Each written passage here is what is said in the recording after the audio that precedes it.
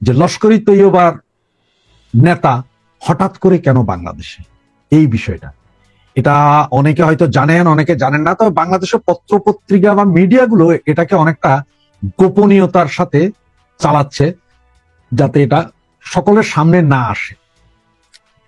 এটা কিন্তু এই যে আজকে লস্কর তৈয়বার যে নেতা সেকেন্ড ইন কমান্ড আমাদের এখানে আছে, সে কিন্তু নিষিদ্ধ সংগঠনের একজন নেতা, এবং যেটা আমাদের জাতীয় নিরাপত্তা, সার্বভৌমত্ব এবং আমাদের ভবিষ্যৎ প্রজন্মের অস্তিত্বের সঙ্গে জড়িত।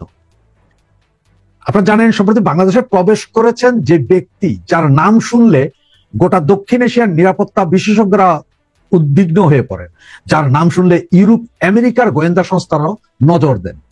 তার নাম ইফতিয়াজ ইলাহি জাহির। তিনি পাকিস্তানের নাগরিক এবং তিনি নিষিদ্ধ সন্ত্রাসী সংগঠন লস্করি তৈয়বা প্রতিষ্ঠাতা হাফিজ সাইদের ঘনিষ্ঠ সহযোগী। আপনারা জানেন যে লস্করি তৈয়বা একটি জাতিসংঘ, যুক্তরাষ্ট্র, ভারত, ইউরোপীয় ইউনিয়ন, রাশিয়া সবার দ্বারা নিষিদ্ধ ঘোষিত সন্ত্রাসী সংগঠন। এর প্রতিষ্ঠাতা হাফিজ সাইদ ছিল 2008 সালে যে মুম্বাইয়ের হামলার যে ঘটনা ঘটেছিল সেটার মূল পরিকল্পনাকারী। সে হামলায় 150 জন নিরীহ মানুষ প্রাণ হারিয়েছে।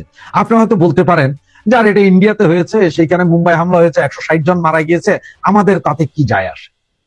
সেই চিন্তা যদি করেন তাহলে এখন সে যাবার এখানে, এইটা আমাদের অনেক কিছুই যায় আসে। সেটা তো এখন যারা বুঝতে পারছেন না, তারা তো 2 দিন পরে, 2 মাস পরে বা 6 মাস পরেও বুঝতে পারবেন।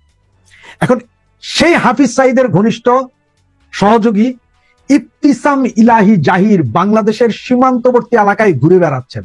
বুঝতে পারছেন, তিনি এসেছেন এবং বাংলাদেশের সীমান্তবর্তী এলাকায় ঘুরে বেড়াচ্ছেন।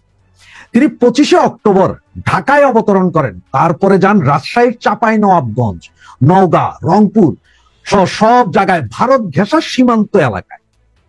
তিনি সেখানে বেশ কিছু ধর্মীয় অনুষ্ঠানে, স্থানীয় ধর্মীয় অনুষ্ঠানে বক্তৃতা দিয়েছেন এবং ধর্মীয় বিভিন্ন সংগঠনগুলোর সাথে যোগাযোগ করছেন এবং এমন সব কথা বলছেন যা সরাসরি উস্কানিমূলক, বিপজ্জনক এবং বাংলাদেশের সংবিধান এবং মুক্তিযুদ্ধের চেতনা বিরোধী। তিনি চাঁপাইনবাবগঞ্জের একটা অনুষ্ঠানে বলেছেন যে ইসলামের জন্য আত্মত্যাগে প্রস্তুত থাকতে হবে, ইসলামের জন্য আত্মত্যাগে প্রস্তুত থাকতে হবে। ওকে, আমরা এই ব্যাপারে কোনো ভেজালে যাচ্ছি না, ইসলামের জন্য আত্মত্যাগে প্রস্তুত থাকতে হবে, এটা সবাই বলতে পারে। সন্তানদের প্রস্তুত রাখতে হবে। পাকিস্তান থেকে বাংলাদেশ পর্যন্ত সব মুসলমানরা এক হয়ে ধর্মনিরপেক্ষ শান্তির বিরুদ্ধে একদিন কাশ্মীর পাকিস্তানের অংশ হবে। সেটা কি? পাকিস্তান থেকে বাংলাদেশ পর্যন্ত সব মুসলমান এক হবে ধর্ম নিরপেক্ষ শক্তির বিরুদ্ধে, ধর্মনিরপেক্ষ শক্তির বিরুদ্ধে একদিন কাশ্মীর পাকিস্তানের অংশ হবে। আপনি কাশ্মীর পাকিস্তানের অংশ করবেন কি করবেন না, আপনি কি করবেন না করবেন সেটা আপনার ব্যাপার, আর যাদের সাথে আপনারা লেগে আছেন তাদের ব্যাপার। আমার দেশে এসে এগুলো বলার কারণটা কি?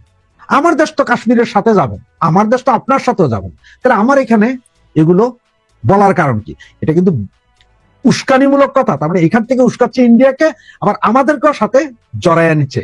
এগুলো কিন্তু একটু মাইন্ডে রাখেন, দেখেন যে কি ধরনের এই উগ্রগামী প্রপাগান্ডা, যার উদ্দেশ্য কিন্তু সমাজের, টোটাল সমাজের ভিতরে ঘৃণা, ধর্মের নামে বিভাজন তৈরি করা, ভারতের উত্তর পূর্বাঞ্চলকে অস্থিতিশীল করা। এই যদি ভারতের উত্তর পূর্বাঞ্চল মানে আমাদের সীমান্তবর্তী এলাকাগুলোকে যখন আপনার অস্থিতিশীল পরিস্থিতি সৃষ্টি করবে, এই লস্করি তৈয়বার লোকজন, ভারত কি বসে বসে দেখবে? বা সেইটার ক্ষয়ক্ষতি আমাদের উপরেই কি হবে না? কারণ আমাদের এখান থেকে তো সেই উস্কানি দেওয়া হচ্ছে পাকিস্তানের বিভিন্ন ধর্মীয় নেতাদেরকে। আপনাদের কি মনে হয়?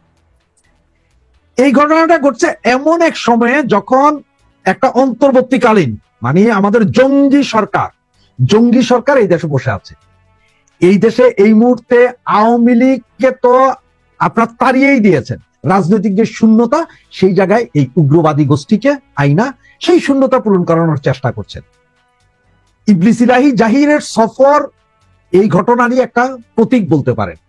এটা আমাদের জন্য একটা রেড অ্যালার্ট, বাংলাদেশের জন্য, মানে বাংলাদেশের জন্য একটা রেড অ্যালার্ট এই ঘটনাটা। এই ইফতিসাম ইলাহি জাহির শুধু হাফিজ সাইদের সহযোগী তা কিন্তু না। এই লোক পাকিস্তানের সন্ত্রাসী আব্দুর রহমান মাকি, লস্করি তৈয়বা সহ প্রতিষ্ঠিত আমির হামজা এমনকি ভারত থেকে পালায়ে গেছে, যে জাকির নায়েক আছে না, তার সঙ্গে তার সম্পর্ক আছে। এবং এই সংগঠনটার বিশাল নেটওয়ার্ক কিন্তু টোটাল দক্ষিণ এশিয়াতে জঙ্গি নেটওয়ার্ক হিসেবে পরিচিত। এবং এটার পুরো ঘাঁটি, মেইন ঘাঁটি হচ্ছে যেখানে পাকিস্তান।